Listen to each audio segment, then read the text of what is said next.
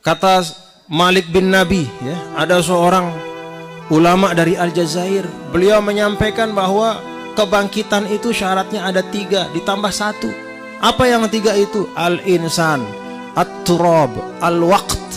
Kemudian yang keempat menjadi pengikat 3 hal itu adalah ar-rabitatud diniyah. Si pertama syarat untuk kemajuan itu katanya manusia. Manusia si ngumbe. Apakah manusia si sekedar berdua iman naik mata telinga? Oh tidak.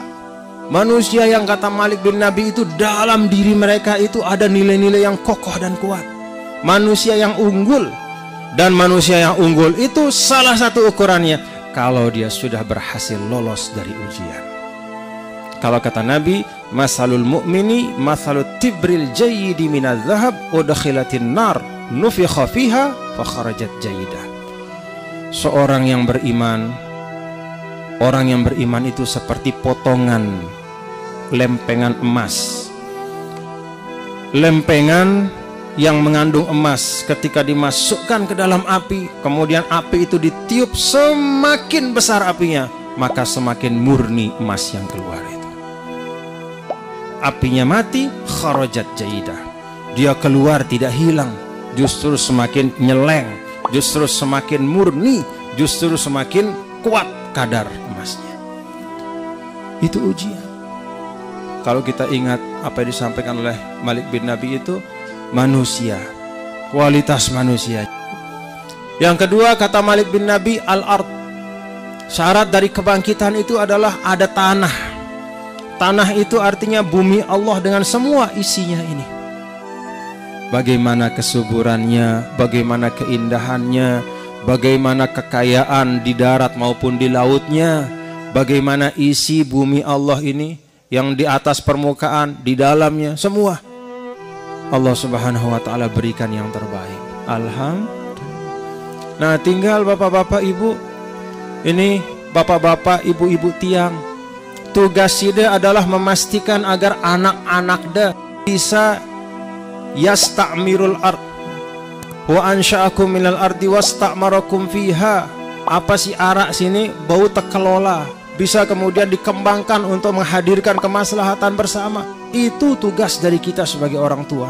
Anak-anak kita bisa menggarap bumi Allah untuk bisa menghadirkan kebaikan, maka umat akan menjadi kuat. Kata Rasul, al-mu'minul qawi khair wa ahab ilallah minal mu'minid dhaif. Orang yang beriman dan dia memiliki kekuatan, ada kekuatan ilmunya, ada kekuatan spiritualnya, keyakinan yang kokoh dan kuat, ada kekuatan ekonomi dia bangun. Yang seperti itu jauh lebih bagus kata Rasul dibanding orang mukmin tapi lemah dan tidak punya kekuatan. Kemudian yang ketiga itu ada al-waqt.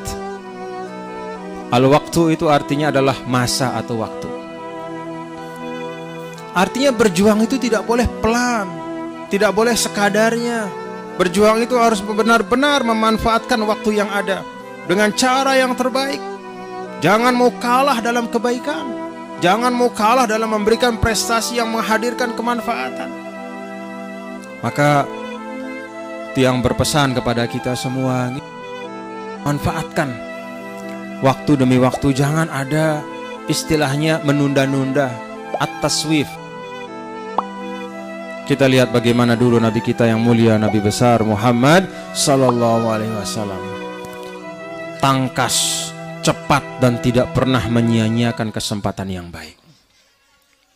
Bapak-bapak ingat pada saat perang Hudaybiyah, pada saat perjanjian Hudaybiyah, pada saat Hudaybiyah itu Rasul Sallallahu Alaihi Wasallam selama 6 tahun di Madinah.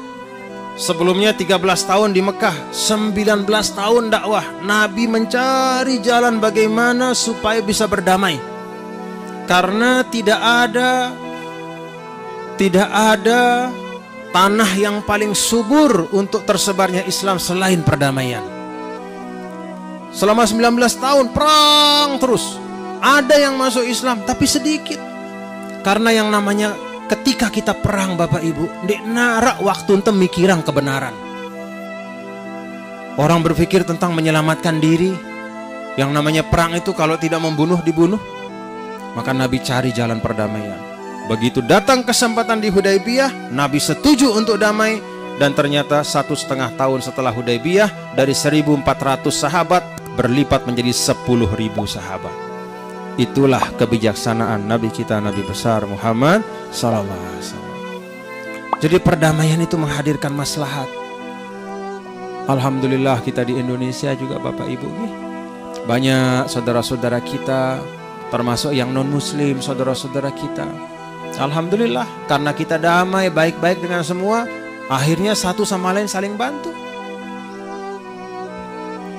Bagaimana dalam dakwah Nabi Muhammad SAW ketika membangun Madinah dulu, membangun peradaban dan masyarakat Islam, beliau memanfaatkan semua kesempatan-kesempatan baik yang ada. Tidak ada waktu yang tersia-siakan. Setiap waktu itu diisi dengan perencanaan dan dengan gerakan-gerakan dakwah. Yang berharap kita semua juga seperti itu Bapak-bapak Ibu. Al-waktu itu dalam makna kita dalam keluarga, siapkan perencanaan yang baik untuk keluarga, untuk anak-anak. Sekolahnya seperti apa, pendidikannya seperti apa, disiapkan. Bukan berarti persiapan itu seakan-akan menafikan takdir dari Allah Subhanahu wa Ta'ala, tidak. Tapi tadbir atau persiapan itu bagian dari takdir Allah, bagian dari sunnatullah. Bahwa persiapan yang baik itu akan menghasilkan hasil yang terbaik. Allah didik kita dengan cara seperti itu. Rukun Islam yang kedua itu namanya sholat, as-shalawatul khamsah, sholat 5 waktu. Sebaik-baiknya niat kita, seikhlas-ikhlasnya niat kita, tapi kalau persiapannya dan perencanaannya tidak baik, itu tidak bisa terlaksana. Bagian dari persiapan itu ambil wudhu dengan rukun-rukunnya. Ada rukun wudhu. Rukun ke-6 dari rukun wudhu itu namanya tartib, yaitu tertib. Kalau misalnya kita mengusap tangan kita dulu, baru kemudian kita usap muka kita, tidak dihitung. Usapan tangan itu tidak dihitung.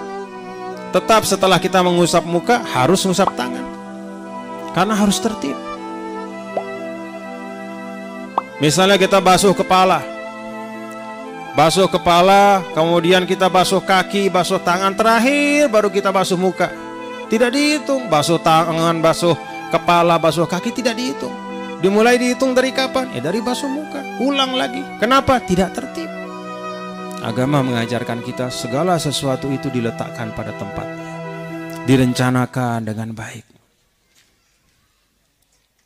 Unsur yang penting dalam merencanakan itu adalah waktu yang kita siapkan.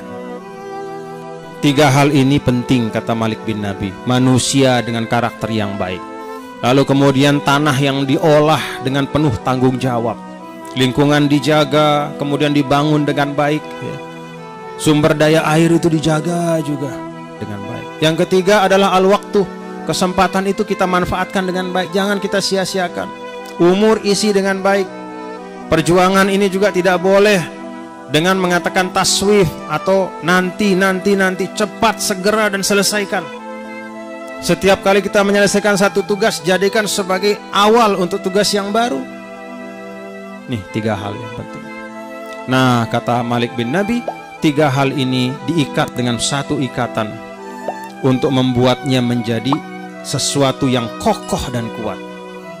Antara manusia dengan bumi Allah, dengan waktu dan masa, itu diikat dengan satu ikatan namanya ar-rabitatud diniyah, ikatan keyakinan. Nah, jadi semua apa-apa yang ada di dunia ini kita ikat dengan keyakinan kita kepada Allah. Itu yang menyebabkan kita akan mampu bertanggung jawab dalam kehidupan. Karena kita yakin tidak ada apapun yang lahir dari kita, baik ucapan maupun perbuatan, kecuali pasti kita pertanggungjawabkan. Ma yalfizu min qaulin illa ladaihi raqibun atid wa la tus'alunna amma kuntum ta'malun. Semua kita akan ditanya, akan dipertanggungjawabkan. Itu karena iman kita, keyakinan kita.